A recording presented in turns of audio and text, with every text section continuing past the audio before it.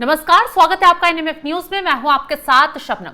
पश्चिम बंगाल से दो बहुत बड़ी खबर सामने आई है। जैसे ही शुभेंदु अधिकारी सत्ता में आए, ताबड़तोड़ एक्शन शुरू हो गया है। अब काल टीएमसी के उन नेताओं पर जो लगातार झूठ फैला रहे थे और हिंसा फैलाने की कोशिश कर रहे थे, अब गिरफ्तार हुए हैं गारगा चटर्जी। टीएमसी के खास नेता हैं और आरोप है कि चुनाव के वक्त इन्होंने ईवीएम को लेकर बहुत गलत खबरें फैलाई, अफवाह फैलाई, जनता को भड़काने की कोशिश की। अब जैसे ही डंडा चला, जनाब फरार थे, लेकिन पुलिस ने इन्हें तुरंत धर दबोच लिया। और दूसरी बड़ी खबर है, एक माओवादी नेता ने सीधे सामने आकर सरेंडर कर दिया है। आज इसी पर चर्चा करेंगे। चर्चा के लिए मेरे साथ वरिष्ठ पत्रकार पंकज प्रसून जी जुड़े हुए हैं। सर, एक तरफ गारगा चटर्जी की गिरफ्तारी और दूसरी तरफ सरेंडर, क्या बंगाल अब बदल रहा है? मैं एक एक करके दोनों घटनाएं बताता हूँ। आप बदल रहा है नहीं बदल रहा है वो दर्शक को फैसला करने दीजिए। हाँ। गारगा चटर्जी एक संस्था चलाते हैं जिनका नाम है बंगला पोखो, और ये बंगाली को प्रमोट करती है। इनका मानना यह है कि जो बंगाल में जो बंगाली भाषी हैं उन्हीं को ही नौकरी मिलनी चाहिए, जो बाहर के लोग हैं, मतलब मोर और लेस राज ठाकरे की तरह, लेकिन उससे ज्यादा इनको गवर्नमेंट का सपोर्ट यहां हासिल था। ठीक है। दूसरी बात, इन्होंने इस चुनाव में अपील की थी कि भारतीय जनता पार्टी बाहरी पार्टी है, आउटसाइडर है, और टीएमसी को वोट दे। हाँ। यहां तक कोई बुराई नहीं है, कोई भी कर सकता है। हाँ। अपनी अपनी मर्जी है सबकी। लेकिन चुनाव के दौरान ये लगातार अपने सोशल मीडिया पोस्ट से मिस इन्फॉर्मेशन फैलाते रहे। जैसे इन्होंने कह दिया कि शाम को ईवीएम चेक हुआ तो सुबह कैसे गड़बड़ हो गई। यहां तो तक इन्होंने दावा किया। नहीं, ये सवाल में गड़बड़ी नहीं है। अभी आगे इन्होंने कहा कि रात में मैनिपुलेट किए गए हैं ईवीएम को। अच्छा। ये अपने सोशल मीडिया पोस्ट में लिखा। फिर ये लगातार चुनाव आयोग पर ईवीएम वगैरह पे कहते रहे कि बीजेपी वाले जो हैं और चुनाव आयोग मिलकर अंदर ही अंदर सारा कुछ खेल कर रहा है। इनको नोटिस भेजा गया था कि आप जो जनता में इस तरह पैनिक फैला रहे हैं, तो आप आके सफाई दीजिए, जवाब दीजिए कि क्यों कहा। तो ये नोटिस पे हाजिर नहीं हो रहे थे। तो नहीं नोटिस पे हाजिर हो रहे थे, इस वजह से गिरफ्तारी हुई है। गारगा चटर्जी ने कुछ पोस्ट किया था सोशल मीडिया पे, जिसमें ईवीएम टेम्परिंग और इलेक्शन प्रोसेस में कुछ गड़बड़ी हो रही है, जिसको उन्होंने बताया था लोगों को, जिसके कारण राजनीतिक दलों के अंदर तरह तरह का जो है सो मतलब भूल धारणा उत्पन्न हुई और एक कंफ्यूजन क्रिएट हुआ। तो इसके विरुद्ध में जो डीओ हैं उन्होंने एक कंप्लेन दिया था, जिसके आधार पर केस हुआ, और उसी केस के आधार पर उनको 2 बार नोटिस दिया गया था, लेकिन वो हाजिर नहीं हुए। तो उनके बाद उनको अरेस्ट किया गया है। कहां से अरेस्ट किया गया? और भी एक मामला था शायद। ये अरेस्ट कहां से हुआ, बट उस केस में अरेस्ट हुआ है। अरेस्ट तो कलकत्ता में ही हुआ है। और एक जो मामला बताया, वो एक पुलिस का ही सुओ मोटो केस है, जिसमें इस तरह का पोस्ट आ रहा था उनका बार बार, जिसमें कि अलग अलग कम्युनिटी के लिए अलग अलग बातें कर रहे थे, तो जिससे कि भेदभावना पैदा होती है। तो उसके विरुद्ध में भी केस हुआ था। उस केस में भी उनको मतलब अटैच किया जाएगा। तो इन्हें तो लगा होगा ना कि ये तो आरोप लगा रहे हैं, मामूली मामला है, ऐसे टल जाएगा, अब चुनाव के नतीजे आ चुके हैं। नहीं, चुनाव के नतीजे की बात नहीं है। मान लिया कि पूरा टेंस माहौल है। हाँ। और इनके मिस इन्फॉर्मेशन की वजह से, अफवाह की वजह से हो सकता है समाज में पैनिक फैलता। क्योंकि ये तो कोई छोटा मोटा आदमी है नहीं कि कोई भी कुछ भी लिख के गाली लेके चला गया। ये बाकायदा टीएमसी के सपोर्टेड और बंगला पोखो संस्था के हेड है। अच्छा। तो जब आप ऊंचे पदों पे होते हैं तो आपको ज्यादा जिम्मेदारी से काम लेना होता है। जाहिर सी बात। और आप ऐसी सफेद झूठ फैला रहे हैं जिसका कोई सर पैर नहीं है।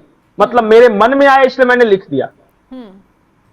बीच चुनाव में अगर आप चुनाव के दिन ये लिखेगा कि रात भर बीजेपी वाले या चुनाव मिलकर ईवीएम मैनिपुलेट किया है, तो आपसे पूछा जाएगा ना कि कैसे। बिल्कुल, आपके पास कुछ तो सबूत होगा ना। ऐसा नहीं ना कि मेरे मन की भड़ास नहीं निकाल सकते ना। पंकज जी, टीएमसी ये कह रही है कि बदले की भावना सब कार्रवाई शुरू हो रही है। जिस तरीके से टीएमसी के लोगों को गिरफ्तार किया गया है, ईडी ने अभी टीएमसी के पूर्व मंत्री को गिरफ्तार किया, अब गारगा चटर्जी को गिरफ्तार किया, एक और शमीम अहमद है टीएमसी के नेता, हावड़ा से, वो रडार पर है। नहीं, इसके वजह है ना, ये इनमें से कोई भी केस ऐसा तो है नहीं कि शुभेंदु अधिकारी ने दर्ज कराया है।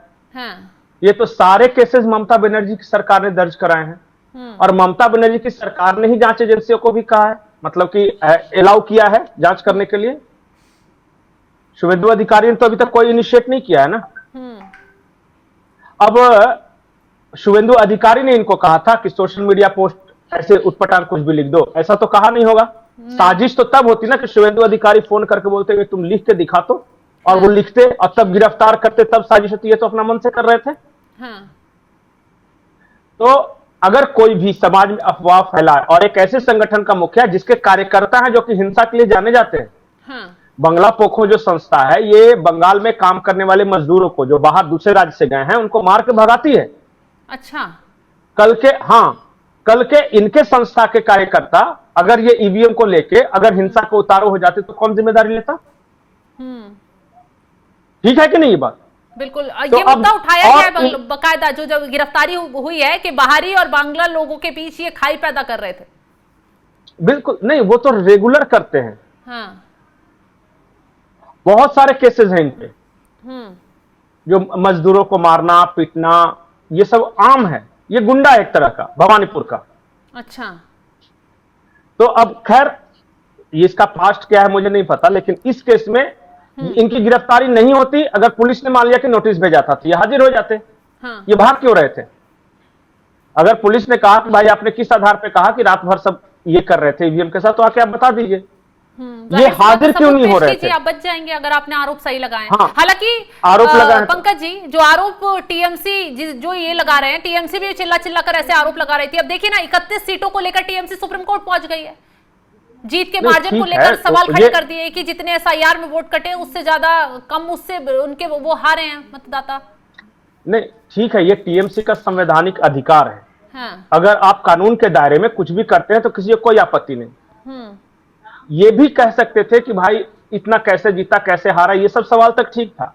लेकिन अगर आप कहो कि रात भर बैठ के स्ट्रांग रूम में चुनाव आयोग के लोग और बीजेपी वाले ईवीएम में छेड़छाड़ कर रहे थे, तो कुछ तो सबूत देना पड़ेगा आपको। जाहिर सी बात है, दिखाना पड़ेगा। हाँ, तो ऐसे नहीं चल सकता। और सबसे बड़ी बात कि जब पुलिस ने आपको नोटिस दिया तो आपको हाजिर होना चाहिए था।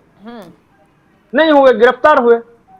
अब रहे अर्बन नक्सल्स की बात, और ये नक्सलियत की उसी बात। खबर पर आ रही थी, एक बहुत बड़ी खबर आई है पश्चिम बंगाल से। शुभेंदु अधिकारी के सत्ता में आते ही माओवादियों ने सरेंडर करना शुरू कर दिया। एक बड़े नेता है माओवादियों के, माधई पात्रा, उनका सरेंडर करना क्या संदेश देता है और कौन है ये, विस्तार से समझाइए। नहीं, ये जो सरेंडर किए हैं, ये नक्सलियों के बड़े नेता से पूरे देश से नक्सली समाप्त हो गए थे। इनको पता था कि बंगाल में हम शायद छुप छुपा कर रह सकते हैं, लेकिन जब सरकार बदली, निजाम बदली, तो उनको समझ में आ गया कि बंगाल में भी अब हमारे लिए फेवरेबल कंडीशन नहीं है।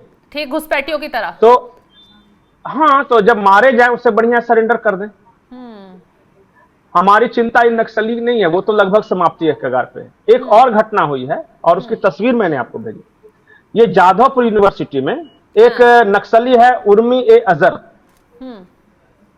और इसका जो फेसबुक पोस्ट है इसमें आजादी, पितृतंत्र से, मनुवाद से आजादी, पूंजीवाद से आजादी वगैरह वगैरह कुछ लिखे हुए। ये कल ये जाधवपुर यूनिवर्सिटी में अपने आदत के अनुसार वही चीजें कर रहा था कि मणिपुर मांगे आजादी, कश्मीर मांगे आजादी, ये मनुवाद से आजादी, ये सब कर रहा था। तो बच्चों ने ही वहां कूट दिया उसे। अच्छा। जाधवपुर यूनिवर्सिटी के अंदर ही, और बड़ी मजेदार तस्वीरें हैं। बिल्कुल। स्टूडेंट इसको मारे, इसको लग रहा था कि हम तो नक्सली के बहुत बड़े नेता हैं। और हमारे डर से कोई कुछ बोलेगा नहीं। ये सब बंगाल के बदलते माहौल की निशानी है। बंगाल में अब लोग जो है ना, अब वो लोग दो दो हाथ करने के लिए तैयार हो गए हैं। अब तक पुलिस उनके पास थी, सरकार के पास थी, सरकार की तरफ से दबाव था। अब लोगों को पता चल गया है कि ये दादागिरी करे तो इसको कूटो, पुलिस अब इसके साथ नहीं है। जब बंगाल पुलिस जो जिस पर आरोप लगता था कि पश्चिम बंगाल में ममता बनर्जी के इशारे पर काम कर रही है, सत्ता बदलते ही पुलिस ने बता दिया कि भाई हम अब कानून के तरीके से काम करेंगे, हम किसी के उस पक्ष में नहीं चलेंगे, तो अब तो जनता भरोसा करेगी ना कि अब उन्हें न्याय मिलेगा। हाँ, नहीं, इसी तरह हर जगह आप यही देख रहे होंगे, जनता वही है, पुलिस वही है, कुछ बदला तो है नहीं, लेकिन माहौल बदल गया है। और माहौल बदलने से नक्सली भी सरेंडर कर रहे हैं। ये अर्बन नक्सली जो बकवास कर रहा है उसको लोग ही कूट दे रहे हैं। तो बहुत सारी चीजें हैं। आप देखिए, सेलिब्रेशन तो लगातार चल ही रहा है, गांव गांव घर घर सेलिब्रेशन चल रहा है। चलिए, तो बहुत शुक्रिया। बहुत बहुत शुक्रिया पंकज जी तमाम जानकारी देने के लिए आपका। तो देखा आपने, पश्चिम बंगाल से कई बड़ी खबर सामने आई है और बदलाव की तस्वीरें साफ साफ दिख रही है। जो कानून का राज नहीं था वो स्थापित हो चुका है, कैसे माओवादी के नेता सरेंडर कर रहे हैं, तो दूसरी तरफ अब टीएमसी के वो नेता गिरफ्तार हो रहे हैं जो लगातार बीजेपी चुनाव आयोग पर सवाल उठाकर और झूठे आरोप लगाकर बंगाल में माहौल खराब करने की, हिंसा भड़काने की कोशिश में लगे थे। और देखिए अब जब गिरफ्तारी हो रही है तो टीएमसी लगातार बौखला रही है, चिल्ला रही है, आरोप नए नए अब सरकार पर ही लगा रही है। खैर, सरकार ने साफ कर दिया है कि जो गलत करेगा उसे भुगतना ही पड़ेगा। तो फिलहाल इस खबर को लेकर आप क्या कुछ राय रखते हैं कमेंट बॉक्स में जरूर बताइएगा और तमाम बड़ी खबरों की अपडेट के लिए आप हमारे साथ जुड़े रहें। नमस्कार।